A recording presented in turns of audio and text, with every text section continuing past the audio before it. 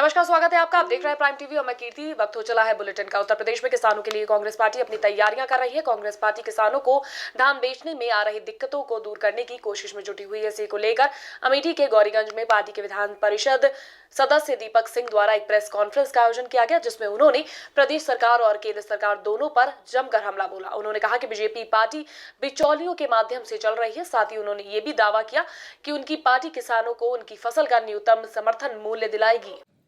जिस तरह से भारतीय जनता पार्टी की सरकार ने केंद्र में किसान विरोधी बिल लाके किसानों की फसल का समर्थन मूल्य समाप्त करने की कोशिश हो रही है।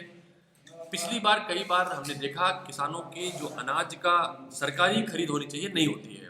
कई तरह की बहानेबाजियां की जाती हैं। पिछली बार मुझे खुद धरने पर बैठना पड़ा, धरने के बाद खरीद शुरू हुई। इस बार कोशिश की गई है सरकार व्यापारी अधिकारी का जो गठजोड़ है गोरख धंधे में, किसानों का अनाज सरकारी खरीद ना हो उसे रोकने के लिए जो गठजोड़ बना है उसे तोड़ने की कोशिश है। कांग्रेस पार्टी के राहुल गांधी के वॉलंटियर हर क्रय केंद्र पर खड़े होकर किसानों के संबंधित जितनी भी इस तरह की चीज़ें हैं जिनके बारे में किसान को लगेगा कि उनके साथ अन्याय हो रहा है, उसमें ये नंबर जो जारी किए गए हैं उसके हिसाब से हमारे वॉलंटियर उन नंबरों को कलेक्ट करेंगे, उनके सेंटरों कलेक्ट करेंगे, उनसे वार्ता करेंगे। वार्ता के आधार पर उस पर अधिकारियों से बात की जाएगी, शासन को पत्र लिखा जाएगा। अगर उसके बाद भी नहीं होती तो कांग्रेस पार्टी सड़क पर भी मामले को उठाएगी, क्रय केंद्र का घेराव करेगी और सदन में भी इस मामले को उठाया जाएगा। इसे प्रयास किया गया अन्नदाताओं की मदद के लिए।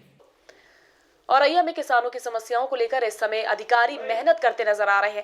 धान खरीद केंद्रों पर अधिकारियों की बराबर नजर बनी हुई है। अधिकारियों का कहना है कि किसानों को मंडी में किसी भी तरीके की कोई समस्या ना हो, इसके सारे इंतजाम किए गए हैं। साथ ही उनका ये भी कहना है कि कोई भी किसान मंडी में आसानी से अपना धान बेचने आ सकता है। वहीं दूसरी तरफ किसानों ने इससे उलट बात कही है और उनका कहना है कि उनको धान बेचने में काफी दिक्कत हो रही है।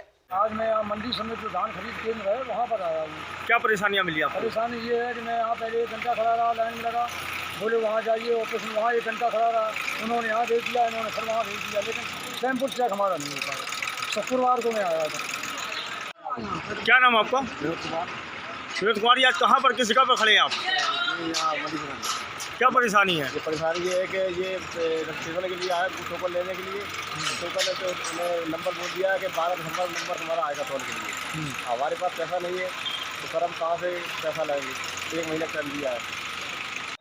मेरे द्वारा टोकन तो मैं 2 दिन से ज़्यादा का नहीं बांट रहा हूँ और 2 दिन के हिसाब से आज तारीख है 2, तो मैंने 5 तारीख तक के टोकन बांट दिए हैं। टोकन की संख्या अभी तक हमारी हो गई 55।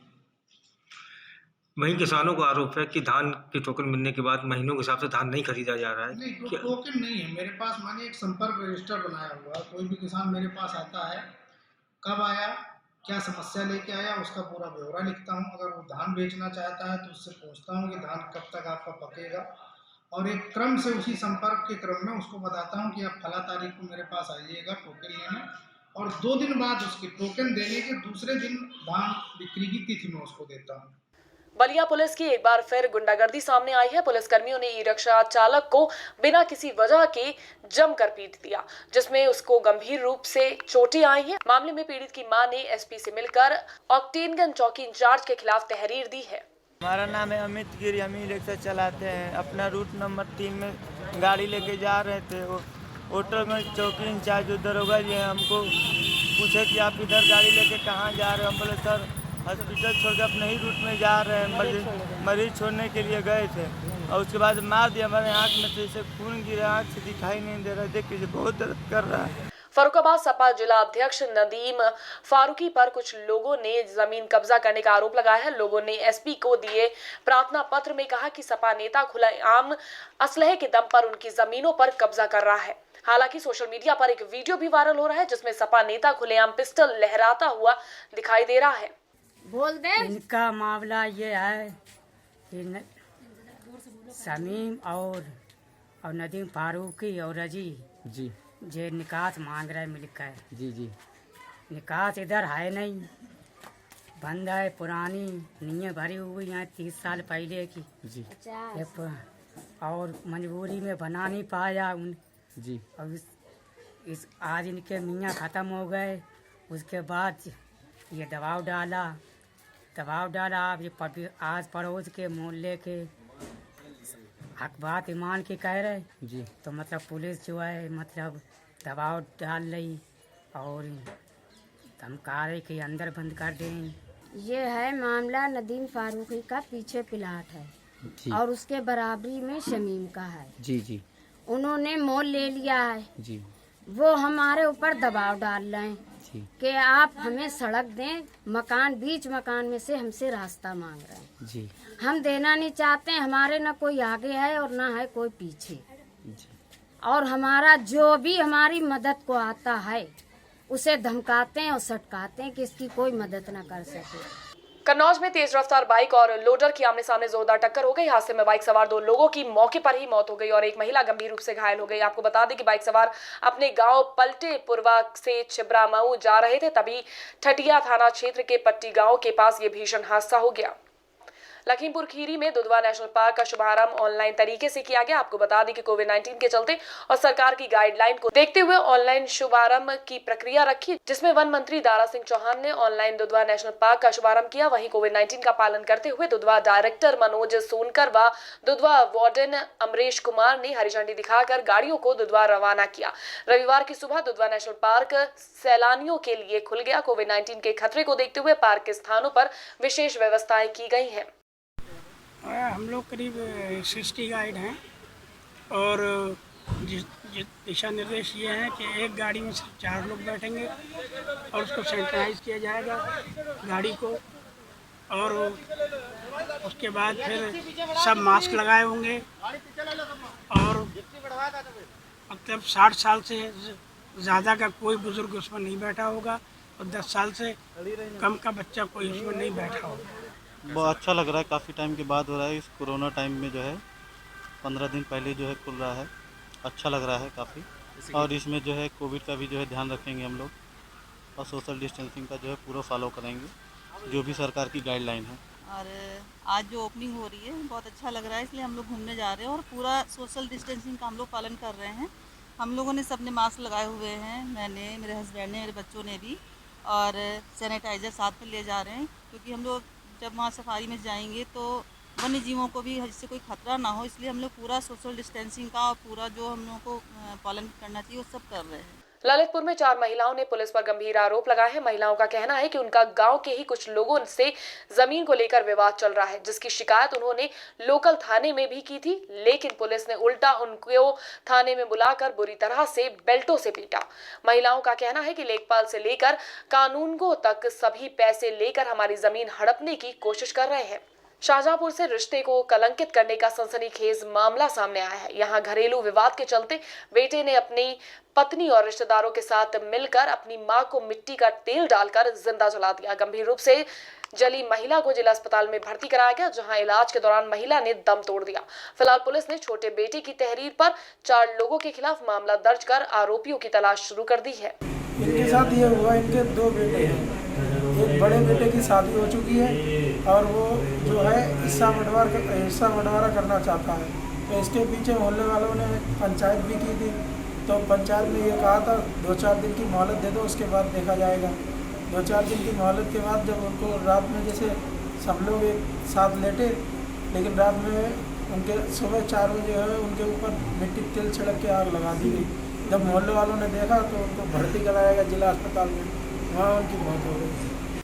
ये प्रकरण अभी मेरे संज्ञान में आया है। ये बताया जा रहा है कि इनका परिवार में दोनों भाइयों के मध्य कुछ विवाद शुरू से चल रहा था, जिसमें कल कुछ पंचायत भी हुई थी। जो बड़ा वाला बेटा है जिस पर यह आरोप लगाया जा रहा है कि उसके द्वारा अपनी माता को इमोलेट कर दिया गया है, तो उसमें कल कुछ पंचायत में कुछ चीज़ें तय भी शायद हुई, ऐसा बताया जा रहा है। लेकिन इसमें इनके छोटे भाई ने एक तहरीर दी है थाने पर। सीओ साहब स्वयं मौके पे हैं और वो इसकी जांच कर रहे हैं और जो सही कार्रवाई होगी वो बिल्कुल विधिक कार्रवाई की जाएगी इसमें। सीतापुर में डॉक्टर की लापरवाही का मामला सामने आया है, जहां डॉक्टर ने ऑपरेशन के दौरान मरीज के पेट में तौलिया छोड़ दिया। दरअसल जिला महिला अस्पताल में तैनात सीएमएस डॉक्टर सुषमा कर्णवाल के ऑपरेशन के दौरान घोर लापरवाही से एक प्रस्तुता की जान पर आफत आ गई। परिजनों का आरोप है कि डॉक्टर्स ने अंधेरे में ऑपरेशन किया था, जिसके कारण यह हादसा हुआ। वहीं लखीमपुर के डॉक्टर द्वारा दोबारा ऑपरेशन करने पर महिला के पेट से तौलिया निकाली गई। जी सर, मेरी वाइफ का ऑपरेशन 5 जून को हुआ था जिला महिला अस्पताल में। डॉक्टर सुषमा कर्णवाल ने किया था। इसके द्वारा बच्ची की पैदाइश हुई थी, बेटी का जन्म हुआ था 12:49 पर। ऑपरेशन के फ़ौरन बाद से मेरी बीवी को पेट में दर्द होने लगी थी और बहुत ज़्यादा उल्टियाँ हुई थी, जिसकी वजह से काफ़ी कमज़ोर हो गई और उसमें लगातार उनका दर्द बनी रही। फिर ऑपरेशन से छुट्टी हो गई, उसके बाद भी मुस्तकिल दर्द बनी रही और उल्टियाँ होती रहीं और बहुत कमज़ोर हो गई। हमने कई डॉक्टरों को दिखाया, उसके बाद कई जांचें कराई, अल्ट्रासाउंड कराया, CT स्कैन कराया, MRI भी कराया और डॉक्टर तो जांच आपने कराई, जांच में क्या निकला? जांच में जिन डॉक्टर्स ने भी देखा, उन्होंने कहा कि इसमें पेट में कोई ऐसी चीज़ है जो हो सकता है कि ऑपरेशन के बाद छूट गई है।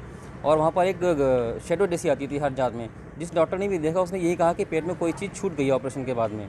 तो हमने फिर लखीमपुर में दिखाया तो उन्होंने कहा कि जो भी परेशानी है केवल ऑपरेशन से ही ठीक होगी, इसका दवा से कोई इलाज नहीं। तो हमने तुरंत ऑपरेशन कराया तो वहाँ पर पेट में तौलिया निकली और उस तौलिया की वजह से जो आंत सड़ गई थी, आंत को उसने डैमेज कर दिया था और इन्फेक्शन फैल गया था पूरे जिस्म में। वो आंत को भी काटनी पड़ गई, जिसकी वजह से मेरी वाइफ की हालत बहुत ज़्यादा गंभीर और बहुत सीरियस बनी हुई थी। मेरी मैं डॉक्टर सुषमा कर्णवाल, CMS महिला अस्पताल, अपने सारे मीडिया बंधुओं से ये एक रिक्वेस्ट करना चाहती हूँ, उनको बताना चाहती हूँ कि जो ये मीडिया में और TV चैनल में जितने भी न्यूज़ चल रही है, इसका मैं पूरी तरह से बिल्कुल मैं खंडन करती हूँ। क्योंकि हाँ, ये मैंने ऑपरेशन 4 जून को मैंने किया। ये पहले 2 ऑपरेशन इनके हो चुके थे, ये तीसरा ऑपरेशन था और मेरे को देखने से ही शक था कि ये बहुत ही डिफ़िकल्ट ऑपरेशन होगा, क्योंकि ऊपर से ही लग रहा था कि बहुत चिपका होगा। तो उसके लिए मैंने अपनी जो सहयोगी डॉक्टर जो उसने ड्यूटी कर रही थी, डॉक्टर कमलेश को भी साथ में बुला लिया था। उन्होंने भी उनकी भी मतलब राय के लिए मैंने उनको बुला लिया था और वही हुआ, क्योंकि ऑपरेशन करने के बाद अंदर बहुत ही ज़्यादा चिपका हुआ था। आंतें जो थी वो किसी तरीके से हमने खोल के बच्चा निकाला और जब पीछे की तरफ हमने देखा तो वहाँ पे कोई जगह नहीं थी, सब चिपका हुआ था और जो आंतें थी वो यूट्रस में चिपकी हुई थी। तो जैसा कि मीडिया में चल रहा है कि मैंने उसमें तौलिया छोड़ दिया, तो इसको तो मैं बिल्कुल मानने को तैयार नहीं हूँ, क्योंकि जो मीडिया में उन्होंने तौलिया की फ़ोटो भेजी है, क्या ऐसा पॉसिबल है कि ऑपरेशन हुआ है 4 जून को और 28 सितंबर को उन्होंने हमारे सरकारी अस्पताल में ना करवा के लखीमपुर के किसी प्राइवेट अस्पताल में कराया? तो क्या वही, मैं कैसे मान लूँ कि ये कपड़ा वही है? क्योंकि वो देखने में बिल्कुल फ्रेश लग रहा है। अगर आप उस कपड़े का फॉरेंसिक जांच कराएं या एक्सपर्ट की ओपिनियन ली, कोई नहीं ये कहेगा कि 4 महीने बाद जो है इतना फ्रेश कपड़ा निकलेगा। तो इसको तो मैं बिल्कुल नहीं मान सकती हूँ।